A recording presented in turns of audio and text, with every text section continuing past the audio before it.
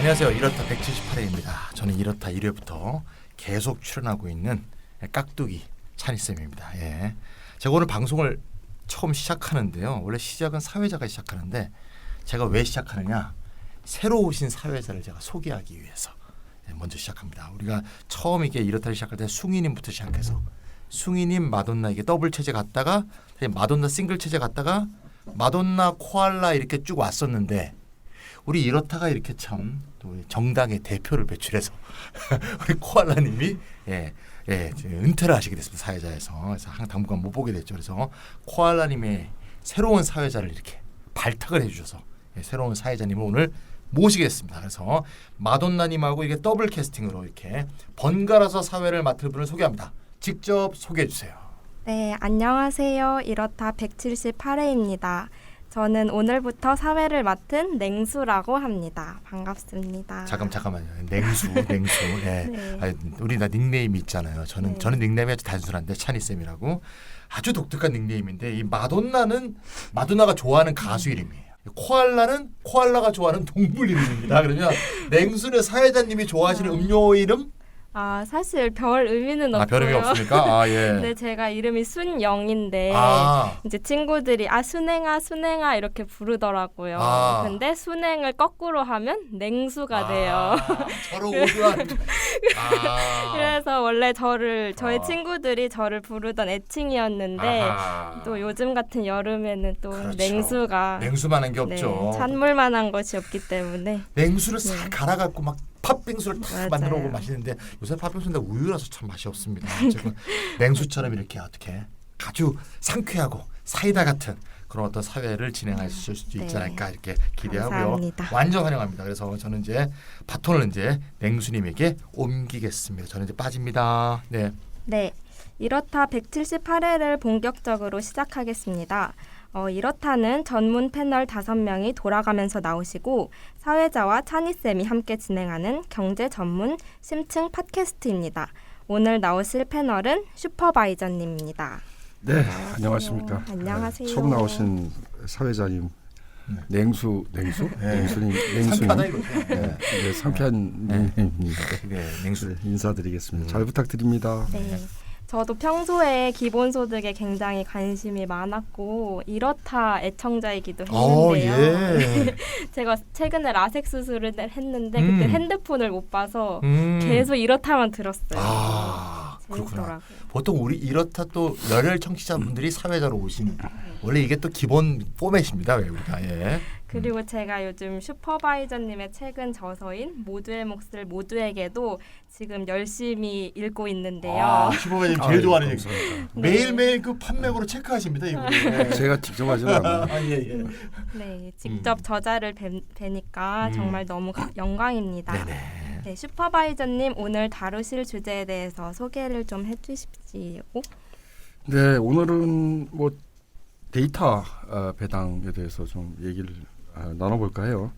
그러니까 산업자본주의 시대에도 기업들이 비용 절감 또는 뭐 정확한 수요 예측을 위해서 데이터를 수집을 했어요. 그러니까 뭐 데이터를 기업이 수집한 건 어제 오늘 일이 아닙니다. 아주 오래된 일이죠.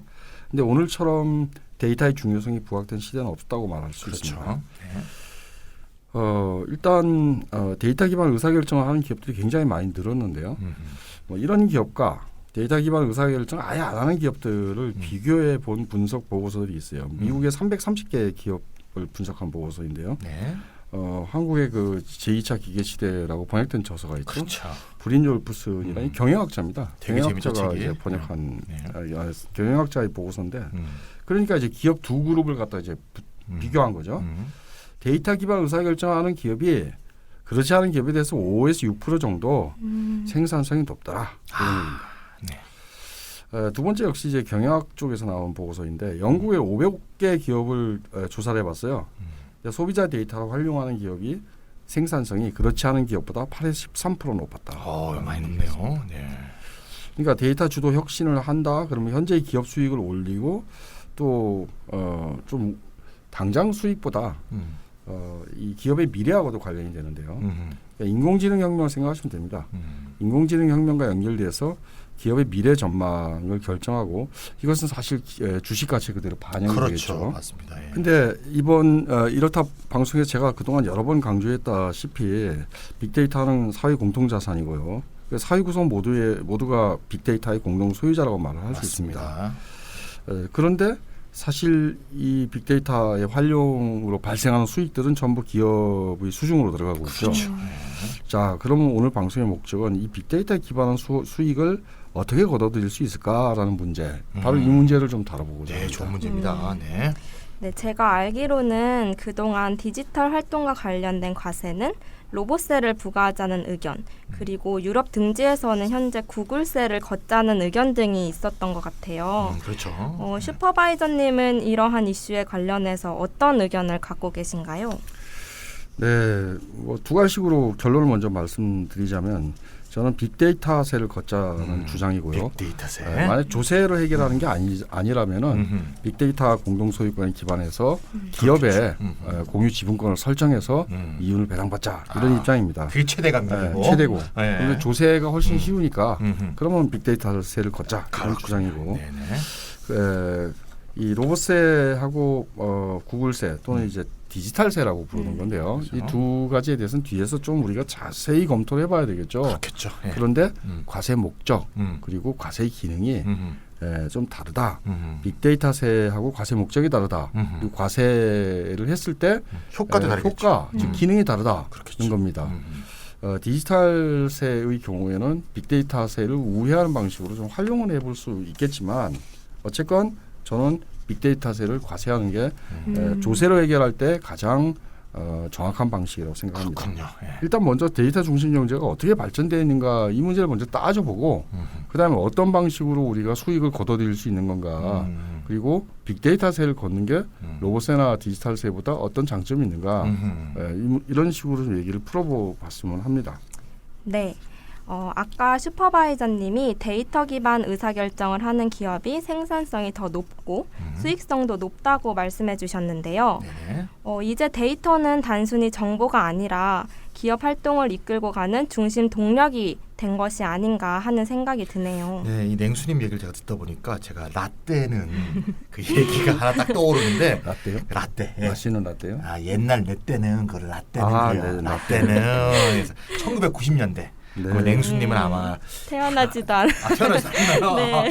예, 이거 진짜 라떼는이네 이거. 네, 6.25 때 얘기 같습니다 지금. 예, 그때는 말이죠 지적재산권이라는 게 정말 큰 이슈였어요. 이걸 갖고 분쟁이니 뭐니 그런 얘기가 굉장히 많았거든요. 그러니까 소프트웨어 회사들은 콘텐츠 알고리즘을 딱 개발하고 요거를 지적재산권으로 딱 울타리를 쳐갖고 접근을 못하게 한 다음에 자신의 제품과 서비스를 인위적으로 희소제로 만드는 아무도 갖지 못하는 이렇게 해서 그런 전략을 추구했고 그래서 지금은 그와 정반대로 오히려 데이터를 공유하잖아요. 네. 근데 그때는 데이터를 공유하지 않고 이게 독점하는 게 오히려 기본적인 추세였던 얘기죠.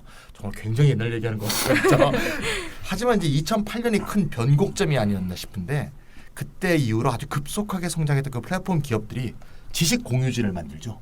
예, 그래서 뭐 우리도 구글 보면 막 지식이 막 넘쳐 흐르잖아요 거기에서. 네. 그래서 그걸 적극적으로 활용해서 알고리즘도 오픈 소스 알고리즘 만들어서 모두가 그 알고리즘을 공유할 수 있게 만들고.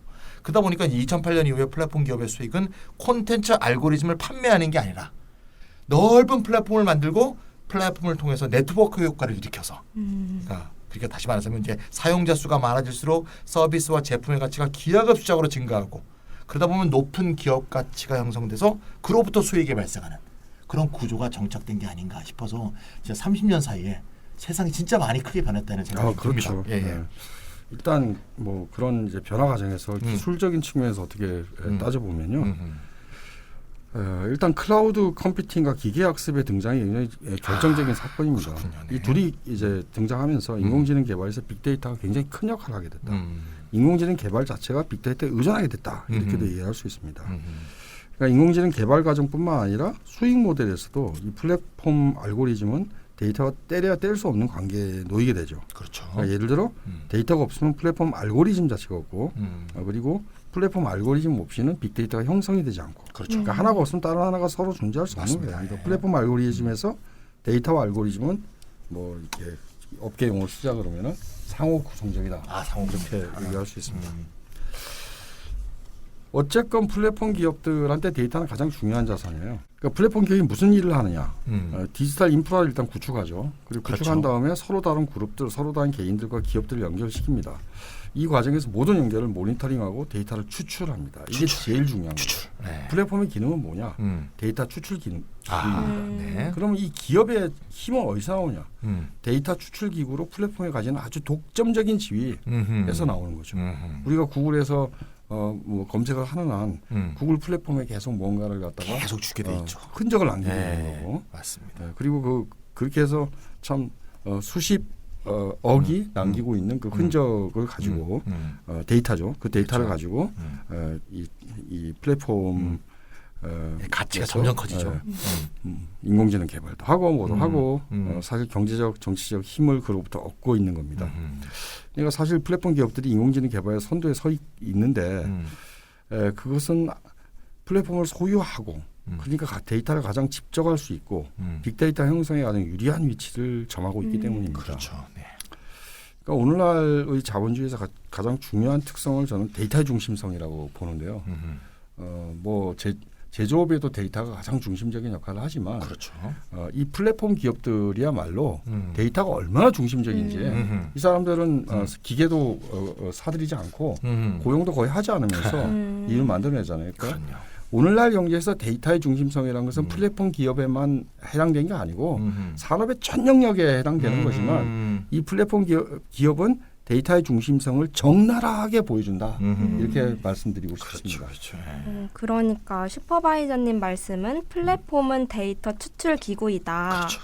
그리고 데이터 추출 기구로서 플랫폼이 독점적인 지위를 가질수록 데이터 집적과 빅데이터 형성에서 유리한 지위를 점하게 된다. 이렇게 중요한 점을 지적해 주신 것 같은데요. 정말 중요한 얘기입니다. 예. 네, 요즘 흔히 플랫폼 많이 이야기하는데 플랫폼도 전문 분야랄까 특성이 있는 것 같아요. 이거 혹시 찬희쌤이 좀 정리해 주시고 넘어가면 좋을 것 같은데요. 네, 저희 이렇게 해서 이제 여러 번 다뤘는데 오늘 또 이제 데이터 얘기를 하니까 한번 좀 정리하고 넘어가는 게 좋을 것 같아요. 아까 좀 전에 슈퍼바이저님이 데이터 중심성 얘기하니까 한 10년 전쯤에 왜 구글이 자동차 위에 이렇게 카메라를 팔방면으로 설치해갖고 데이터 찍고 다녔잖아요. 자, 아저씨들 데이터 모으려고 대고생하는데 요새는 그렇게 안 찍고 다녀도 데이터 그냥 싹 모이는. 저절로 모이죠. 야, 그게 정말 대단한 것 같아요. 갖다 주죠. 그 갖다 주죠 다. 예, 찍어갖고 요게 나야 그러면서 식별도 해주고 이게 너였지? 이게 슈퍼바이저야 이러면서. 그러니까 플랫폼이라는 게 이제 수많은 그룹들, 수많은 사람들이 이렇게 상호 연결하는 디지털 인프라인 거죠. 그러니까. 그래서 플랫폼 기업은 뭘 하냐? 이 플랫폼을 소유하고 소유자죠. 법적인 소유자. 그리고 유지 관리하는 그런 역할을 하면서 여기서 무궁무진한 이제 기업 가치가 나오는 거죠.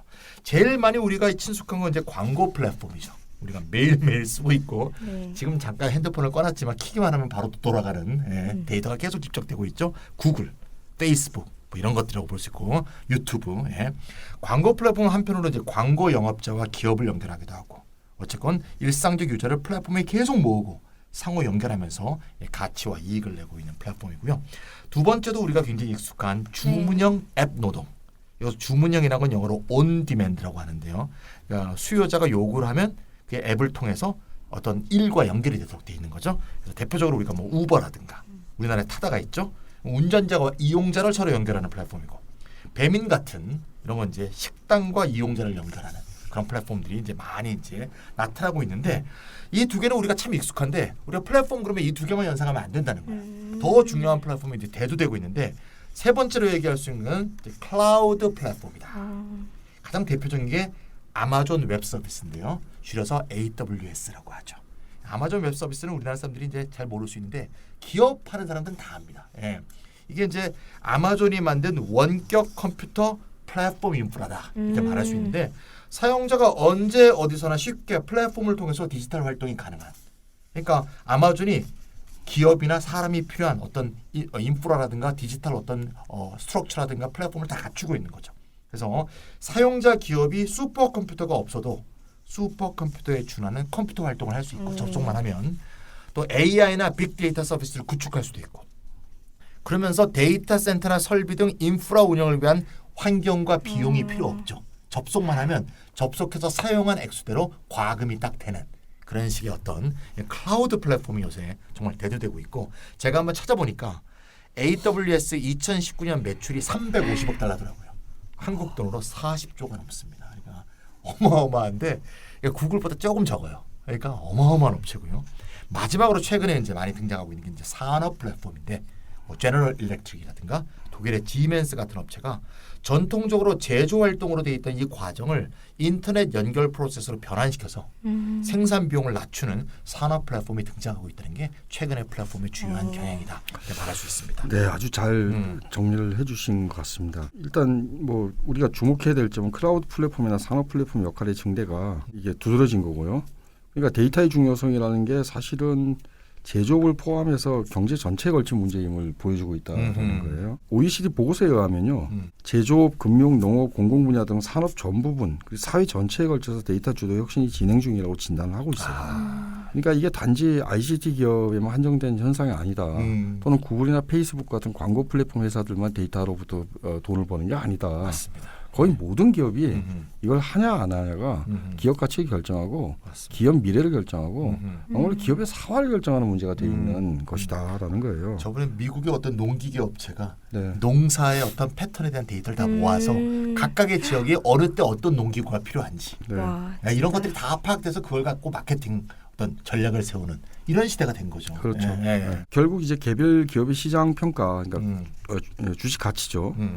그거 역시 데이터 주도 혁신이 얼마나 빨리 진행되느냐, 그리고 그렇죠. 성공하고 있느냐 이게 중요한 기준되고 있다고 말씀드릴 수 있습니다. 네, 실제로 시가총액으로 본 글로벌 기업 순위를 보면 아마존, 구글, 페이스북 등 플랫폼 기업들이 지금 휩쓸고 있잖아요. 그렇죠. 휩쓸고 있죠, 진짜. 예.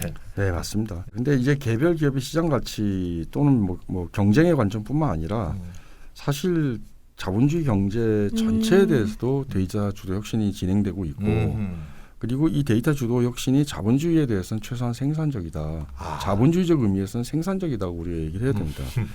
플랫폼에 대해서 뭐 구글, 페이스북에 대해서 우리가 얘기를 할 때 그 사람도 아무것도 안 하고 플랫폼만 소유 관리하면서 돈 버는 거 아니냐.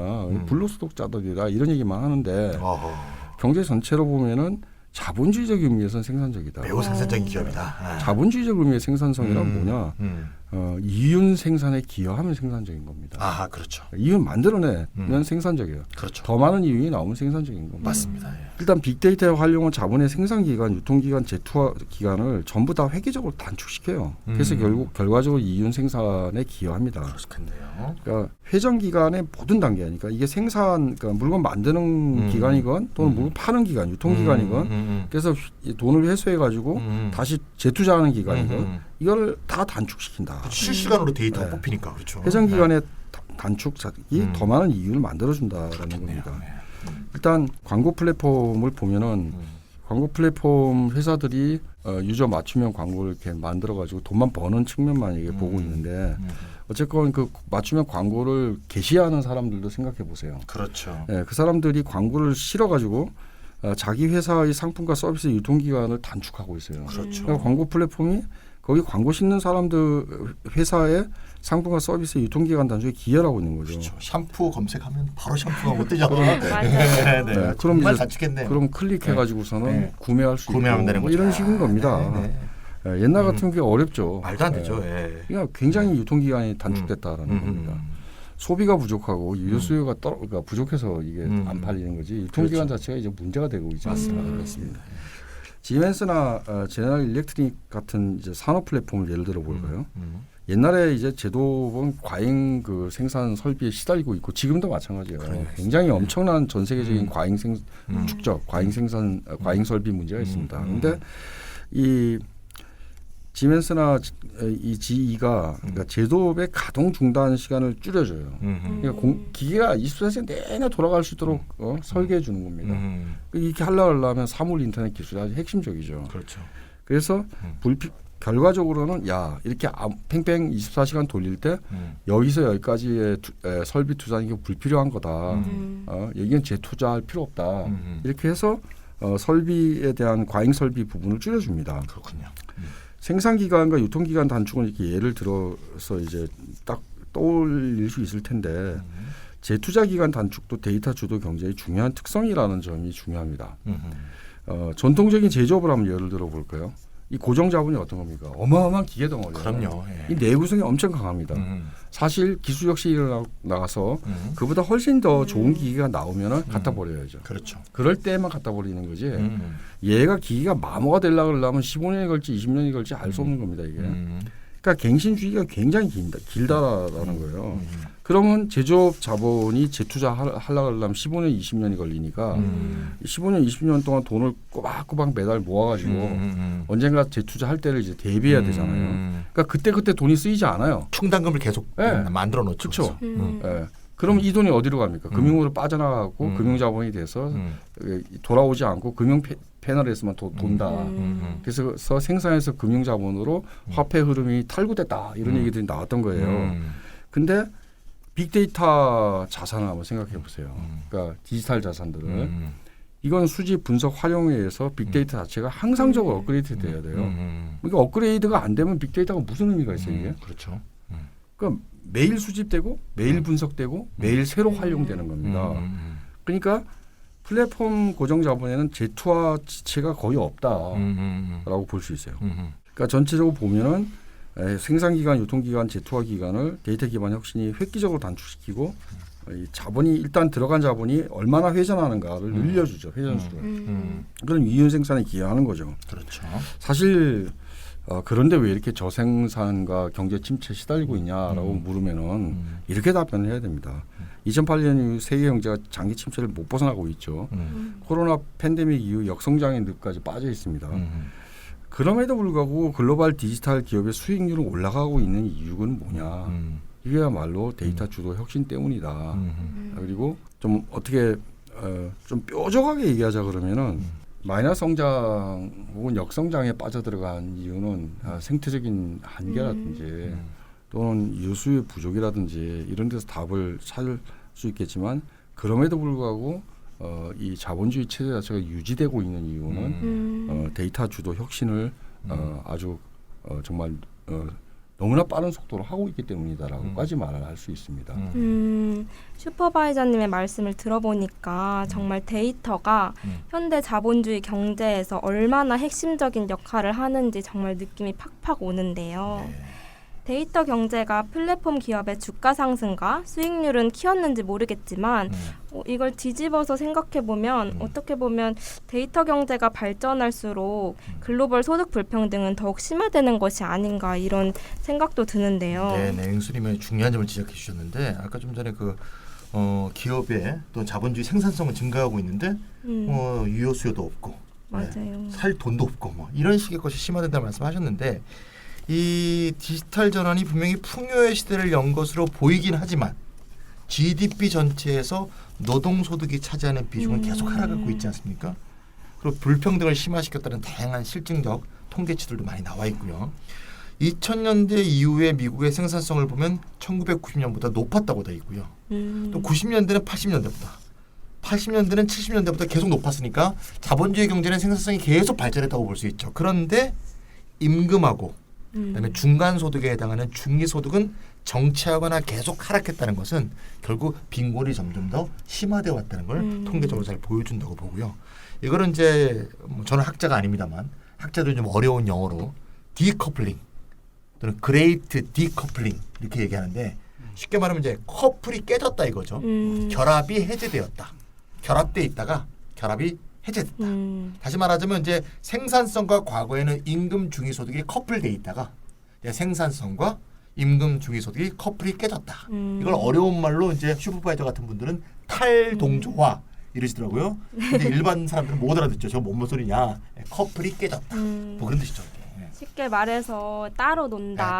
따로 논다. 그렇죠. 생산성과 임금 상승이 따로 논다. 별개의 것이 되었다. 이런 얘기고. 그래서 결국 1인당 국민소득과 임금이 노동 생산성 증가를 따라가지 못하고 있고 그 편차는 매년 늘어나고 있으면서 중위소득은 점점 하락하는 이런 추세가 지금 21세기 기본적인 경향인 것 같고 데이터 자본주의 경제의 기본적인 추세다 이렇게 말할 수 있을 것 같고요. 다시 말하자면 풍요를 함축하고 있는 디지털 전환이 그 아까 얘기했던 브린지 울프슨 책 보면 이런 말 나오잖아요. 기계가 가져가는 인간 노동 하나하나는 인간의 노동 해방의 한 발걸음이다. 그 말 되게 멋있잖아요. 결국 기계가 생기고 인공지능이 생기는 건 원래 풍요를 함축하고 있는 건데 오히려 실제 세상에서는 빈곤이 야기되고 있는 그런 패러독스가 21세기의 패러독스 아니냐 이런 생각이 듭니다. 네. 생산성이 올라가면서 빈부격차는 더욱 커지고 있다는 뜻인데요. 네네. 디지털 전환은 아무래도 자동화를 동반하게 되잖아요. 네네. 그래서 일자리가 줄어들 것이라는 그런 비관적인 전망도 나오고 있는데요. 이 점에서 이른바 4차 산업혁명이 진행될수록 노동소득의 몫을 더욱 감소시키진 않을까 이런 우려되는 목소리가 나오고 있어요. 뭐 그런 목소리가 나오고 있죠. 뭐 가장 비관적인 전망은 뭐 많이 알려진 그 프레이어 오스본 연구가 있고요. 그러니까 뭐 가장 비관적인 전망을 들 때 우리가 프레이어 오스본 연구를 듣는데 그렇죠. 뭐 그 정도는 아니라도 2015년에서 2020년까지 뭐 510만 개 일자리 순감소 일어날 거라고 예측했던 2016년 세계 경제 포럼 고용의 비례 보고서도 있었고요. 뭐 저는 뭐 이렇게 일자리 개수가 줄어들지는 않을 거라고 봅니다. 그런 입장이에요. 네, 그런데 일자리 질은 계속 나빠질 거다. 나빠지죠. 계속 그래서 나빠지죠. 오히려 일자리 개수를 따지는 것보다 일자리 질, 음. 그러니까 일자리와 소득이 따로 노는 거. 맞습니다. 네, 이 문제를 좀 봐야 된다라는 거예요. 그리고 일자리 질이 나빠진다는 예측에 대해서 대다수 연구는 동의를 해요. 근데 옛날을 하고 비교해 보면 이게 좀 달라진 점이 있습니다. 신자유주의 시대 내내 그러니까 1980년대 이후로 일자리와 소득은 따로 놀았어요. 그러니까 사실 뻔뻔한 일자리랑은 줄어들고 일자리 가지고 있어도 빠듯하게 생계를 꾸려가야 되는 정도의 소득만 부여되는 혹은 뭐 생계를 꾸려가기가 어렵다. 일자리에 의미가 없다. 이런 정도 수준까지 사실 진행이 됐었습니다. 디지털 전환 이전에도요. 그렇죠. 근데 이게 뭐가 달라졌느냐. 1999년 이전하고 이후를 비교를 해보면요. 99년 이전에는 기술 혁신이 이루어지면요. 중간 숙련 직업이 줄어요. 그러니까 중간 숙련 필요 없어지죠. 직업들. 기계가 다 하니까. 이걸 이제 루틴 잡이라 그러는데 그렇죠. 루틴한 일자리가 이제 줄어들고 그러니까 중위소득도 줄어들죠. 그렇죠. 대신에 이제 고숙련하고 저숙련이 같이 늘었어요. 그렇겠네요. 그래서 일자리 증가를 그래프로 그리면요. U자형이에요. 아 저숙련 늘고 고숙련 고숙련 늘고. 아, 가운데 U자. 앞이고 U자로. 근데 여기 2000년이 딱 지나가면서요. 이 가설이 더 이상 현실에 안 들어맞게 됐어요. 그러니까 저숙련 비중이 폭발적으로 증대해요. 아 오른쪽 왼쪽이 더 늘어나나요? 왼쪽만. 왼쪽만. 예. 왼쪽이 작은 거니까. 작으니까. 오른쪽은 이제 숙련도가. 그렇죠, 그렇죠. 그래서 대신에 이제 중간 숙련, 고숙련 비중은 함께 줄어들어요. 고숙련 일자리도 안 늘어요. 하긴 인공지능이 이제 의사결정도 하니까. 그렇죠. 이게 무서운 거죠. 그러니까 U자형 그래프가 L자형 그래프로 바뀐 거예요. 중과 오른쪽이 다 붕괴. 그래서 이 제조업에 이제 자동화로 일자리 잃고 나오면은 뭐 라이더가 된다든지 뭐 이런 식이 되는 거니까 뭐 그게 그냥 숙련된 일자리가 아니잖아요. 기계가 하기에는 너무 하찮은 일자리 하는 거죠. 그런 거예요. 그러니까 뭐 사소한 일. 데이비드 그렇군요. 그레이버 같은 인류학자는 벌시잡 똑같은 직업이라고 얘기를 하는데 그런 것만 이제 늘어나는 겁니다. 불셋이라고 발음. 불셋. 아유 발음 정확하십니다. 벌시이 아니고 불셋. 죄송합니다. 죄송할 건 없어요. 그러니까 뭐 이런 플랫폼 노동 확산이 이게 사실 이 일자리 질의 악화, 단순히 중간층 공동화, 중간층이 뻥 뚫힌다 이게 아니라 전반적인 악화를 아주 눈에 보이는 사실로 확증하고 있다고 봅니다. 생산성이 증대하나 그래서 고용이 함께 늘고 임금도 오르고 소득도 늘어나던 시기는 이미 오랜 과거죠. 이거 사실 1950년대, 60년대가 통하던 그렇죠. 얘기고요. 지금은 데이터 주도 혁신이 생산성을 증대시키면서도 아까 말씀드린 것처럼 따로 놀기라는 패러독스를 아주 극단적으로 드러내고 있습니다. 탈동조화. 네. 지금까지 데이터 중심 경제의 이모저모에 대해서 자세히 살펴보았는데요. 데이터 주도 경제의 본질적인 차별성이 있다면 노동 투입 이외에 데이터라는 또 다른 가치 원천이 등장했다는 점인 것 같아요. 그렇죠. 데이터가 즉 미래의 연료가 되었다는 점이야말로 이전의 산업 자본주의와 디지털 자본주의의 가장 큰 차이점이 아닐까 싶은데요. 그런 의미에서 지금의 자본주의를 빅데이터 자본주의라고 부를 수도 있을 것 같아요. 네, 그 중요한 문제죠. 사실 디지털 전환과 관련돼서 상당히 많은 연구물들은 뭐 노동경제학적 연구물들 또는 노동사회학적 연구물들이 많아요.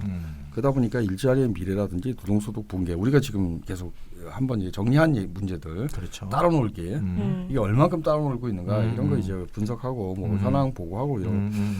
그래서 이제 자본주의가 지속 가능한가 또 지속 가능성의 위기를 어떻게 극복할 건가 이런 주제를 벗어나지 못하고 있습니다. 네.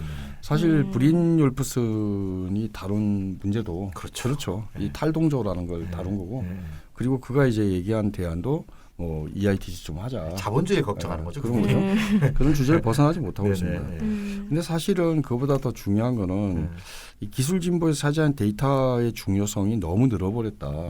그리고 어떻게 보면 가치 원천이 데이터가 돼버렸다. 그래서 새로운 사실에 대해서 우리가 좀 진지한 주의를 기울일 필요가 있다라고 생각이 듭니다. 네, 잘 알겠습니다.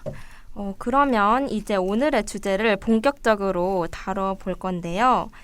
빅데이터세, 로봇세, 디지털세 등 과연 어떤 과세 방법이 디지털 전환 시대에 가장 맞는 방법일 것인가. 일단 초반에 슈퍼바이저님이 빅데이터세가 가장 옳다라고 하셨으니만큼 네, 이에 대해서 일단 정의를 하면서 시작해 보도록 합시다. 네, 일단 빅데이터세라는 거는 일단 현대자본주의 새로운 가치 원천으로 빅데이터가 등장했다라는 이 새로운 사실이죠. 여기에 주목을 하는 겁니다. 물론 자원 투입, 노동 투입 등이 여전히 중요한 요소이긴 하나 그러나 이전에 없던 가치 원천이 새로 등장한 거예요. 네. 여러 가지 측면에서 실증적으로 확인이 됩니다. 뭐 경영학자의 보고서, A 기업, 데이터 주도 혁신하는 기업, B 그렇지 않은 기업 비교한 거, 또는 거시경제적으로 전체 GDP에서 노동소득이 차지하는 비중이 떨어지는데 전통적인 제조업 부분에서는 노동소득 분배율이 떨어지지 않았더라. 그럼 뭐가 늘어났기 때문에 떨어졌느냐? 늘어난 것은 지식재산 생산이었다. 그리고 플랫폼 기업의 이익이 늘어났다. 그러니까 거시경제적으로 이것도 확증이 됩니다. 어쨌든 새로운 가치 원천으로 빅데이터가 등장했다라는 건데요. 근데 이 빅데이터를 우리가 어떻게 봐야 되는가 제일 중요하겠죠. 저는 사회 공통자산으로 봅니다.